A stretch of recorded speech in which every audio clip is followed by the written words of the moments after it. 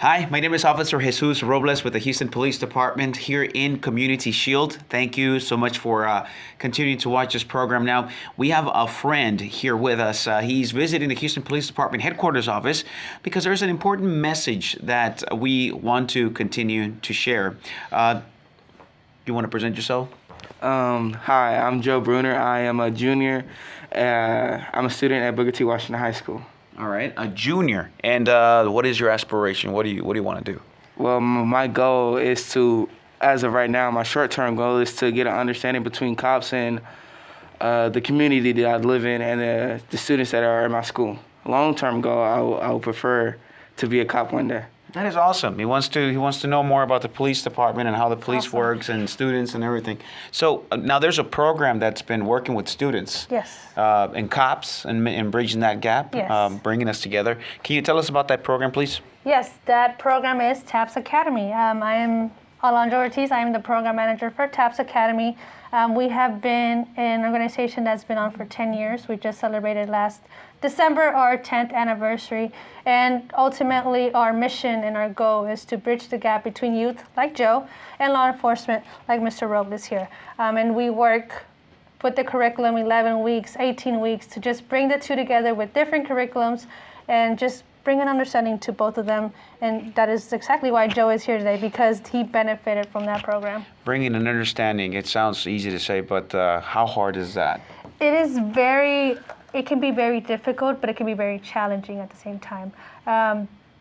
Joe will talk more on it, but the first couple of weeks, the students are really adamant about talking to the officers or just really reluctant to even hearing them out. But by week 4, they're getting down to playing games together, having serious talks that we need to have out in the real world, but in the classroom, and they get to an understanding to where at the end of the semester, they're on good terms, and that relationship is so well built that even Mr. Joe saw one of the officers today, and they said hi to each other like it was just another day saying hi to a friend.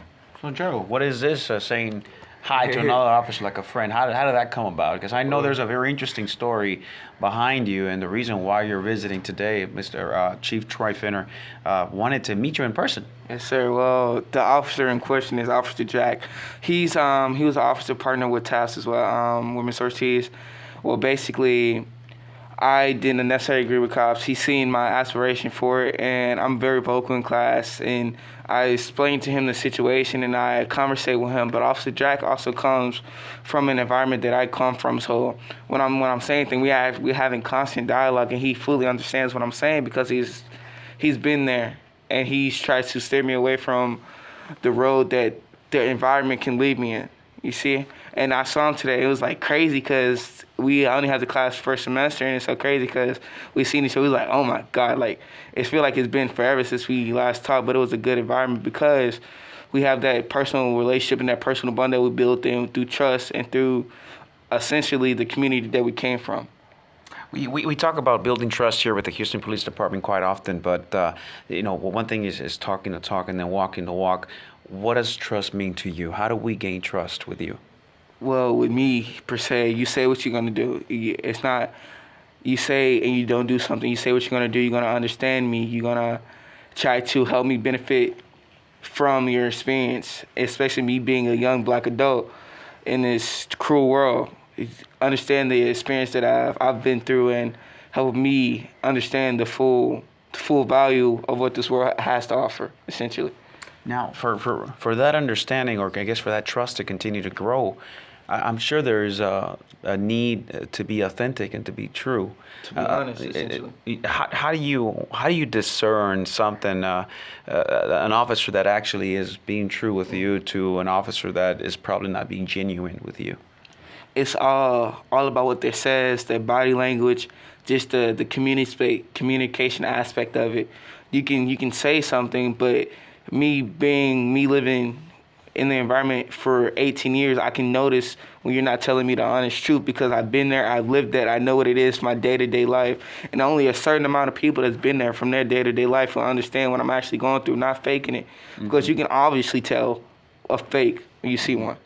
With that, there was probably a heart change. Something happened. with you. There was an experience. Tell me about your experience. I know you've had an awesome experience with this officer, but there was. Tell me about this change and where were you before and where are you at now? Well, the change in question was the Thanksgiving drive. That's what essentially changed my whole aspect of the police force from it, actually. Well, what I was, man, it's crazy. I used to fight consistently all the time, nothing more, man. It was just crazy because I had no aspiration, no goals in life. I was a fighter. That's what I did. I talked the talk. People got angry. They wanted to fight, so I fought them. That was just my aspect of it. That's what I feel like day-to-day life was. And then I started actually paying attention. I started listening, and I started seeing what other things happen around me to see, like, man, if I keep doing this, and this is going to happen. And then, happily, my dad moved me back to Booker T. This is the school he graduated from. I came back. He moved me to Booker T. And then, by the grace of God, I got put in Miss Ortiz class first period every single day. Every other day, actually. But then the officers came in. We talked. And Miss Ortiz, the task partnered with the police force to have the Thanksgiving drive. And she asked if anybody want to go. I was off work, so I volunteered to go.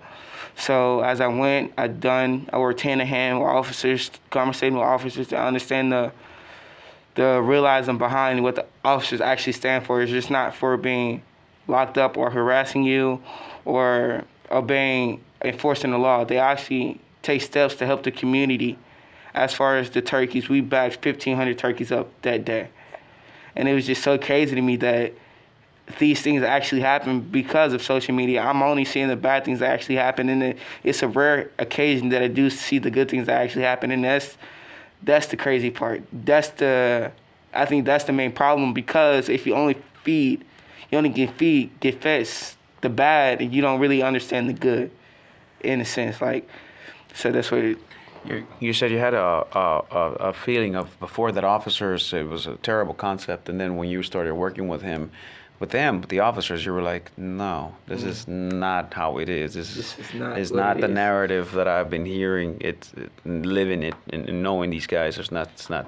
It's not how it is. Like, the narrative or what the social media play is on cops is they only want to do you harm, only want to do you bad, only want to lock you up, essentially. But when you work with them hand to hand, actually talk to them and help them on a volunteering event to see what their outreach is and what their goals are versus what you see, this is a whole different ballgame.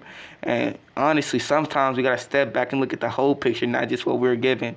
We have to do our own research to understand what the police, or Houston police to be exact, what they actually stand for. Now, you told me that this morning. You told Dad, I'm going to meet the chief, Dad. And what was your dad's reaction? My dad's reaction, he had this, like, disappointed look on his face. Oh, why?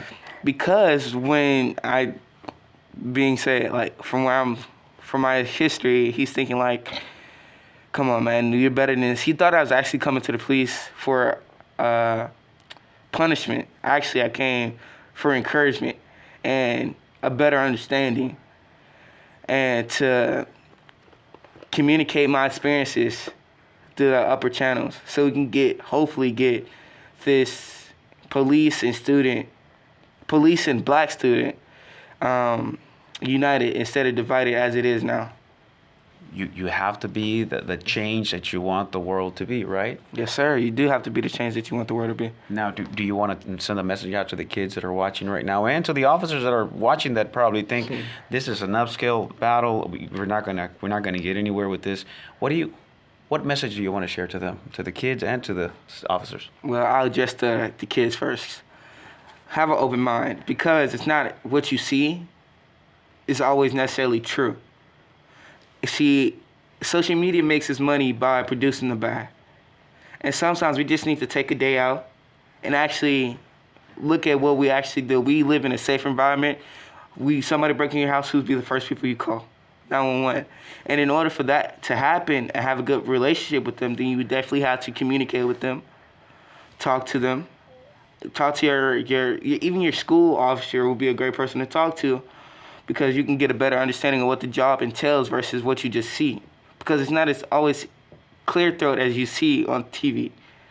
and you just want to get a better understanding of a situation. Now, officers, on the other hand, don't give up. This fight is going to be won one way or another. Don't give up. Because there's some students like myself that is stubborn, hard-headed, and want to go what they want to go. And if you keep pushing just a little bit more, that kid is going to love you forever. Fact. And he's going to, he or she is going to realize what the actual outcome of it is. Just because it gets hard don't mean you have to stop. That's when you really keep going. That's when you know you're really hitting the nerve, just in case when they push you away, you pull it a little closer, and I promise you it'll work. Wow. Isn't that awesome? Isn't that like? Oh, you're awesome. You're awesome. I don't know. You're just as awesome. He said, "Don't quit." Did you ever feel like quitting? Personally, no. I mean, I always had a passion to work with students. Students come from all walks of life. Booker T for me is a special school because that's where I started when I came with TAP. So, I love it. And, just seeing what Joe is saying makes me proud that, we're doing an excellent job at what we're doing. There you go. That's the product of this amazing TAPS program, these amazing people that have been part of it, Mrs. Ortiz.